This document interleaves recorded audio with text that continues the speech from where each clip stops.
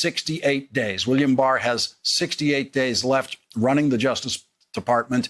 And now assistant U.S. attorneys are making sure William Barr knows what they think of him on his way out the door. Assistant U.S. attorneys almost never have direct communication with the Attorney General. Assistant U.S. attorneys do all the work for the U.S. attorneys in their federal district, and only the U.S. attorney communicates with the Attorney General. But William Barr got a letter today from 16 assistant U.S. attorneys who were assigned to monitor any irregularities in the election. The letter tells the Attorney General that there is no evidence anywhere of any kind of election fraud anywhere in the country.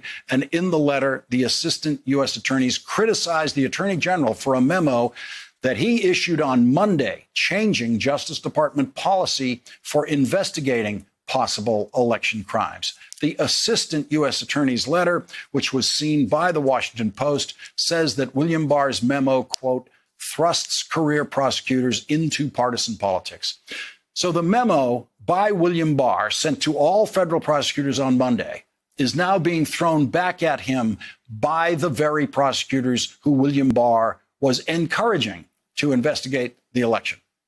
There was an awful lot of worried reporting about that memo on Monday. A lot of observers took it as a corrupt Attorney General's first move in an ominous attempt to interfere with the outcome of the election. I, for one, tried to take down the temperature a bit on that story, and I ventured the opinion here that William Barr memo was definitely improper, but it would amount to absolutely nothing.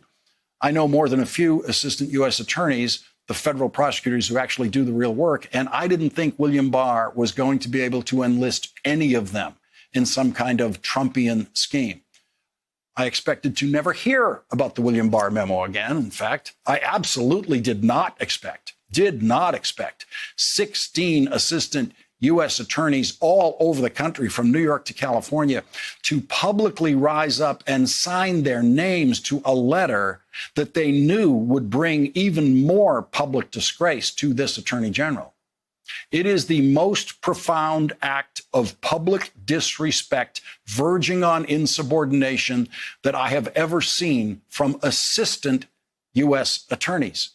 Their direct bosses, the U.S. attorneys, are the ones who do the press conferences after the convictions. The assistant U.S. attorneys are the ones who do the trials and get the convictions. They are the real working prosecutors. And William Barr did not dare say anything in response to their uprising against him today. Maybe that's because William Barr knows that when he leaves office, assistant U.S. attorneys might be assigned to investigate him, to investigate any legal lines William Barr might have crossed in his service as Attorney General to the most corrupt president in history. Those assistant U.S. attorneys have more power now than William Barr does. And that's because those assistant U.S. attorneys are still going to be on the job on the afternoon of January 20th when William Barr and Donald Trump become private citizens. It's all over. It's all over for William Barr. It's all over for Donald Trump, and they both know it. There was something biblical about today. The 7-day cycle. The 7-day cycle of human life is suggested in the Old Testament, where God created the world in 6 days, and on the 7th day he rested. In the last 7 days of our lives, the President of the United States was silent for 6 days, and on the 7th day, he spoke. Donald Trump went to the Rose Garden to once again declare victory over the coronavirus, thanks to the emergence of a vaccine that will actually be distributed by President-elect Joe Biden and Vice President-elect Kamala Harris when they take office on January 20th. In the meantime, tens of thousands of people will die, and Donald Trump will refuse to acknowledge any of those deaths. And hundreds of thousands of people will be infected with the coronavirus, possibly left with permanent damage to their health, and Donald Trump will refuse to acknowledge any of that suffering.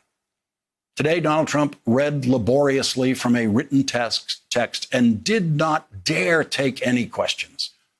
After his 6 days of silence, had amounted to an unmistakable admission of Joe Biden's decisive victory in the presidential election, Donald Trump said this.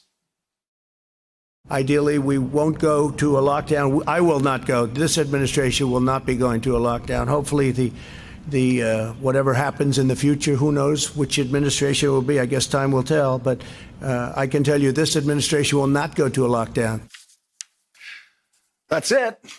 That's the concession speech. He acknowledges right there that there might be another presidential administration on January 20th. He doesn't claim that he will be the president on January 20th. Time will tell.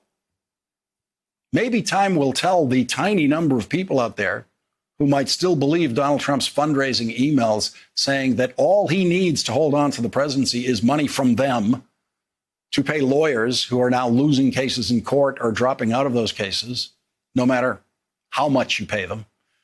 If you watched and listened to Donald Trump in the Rose Garden today, you should now know beyond a shadow of a doubt that Donald Trump knows that it's all over.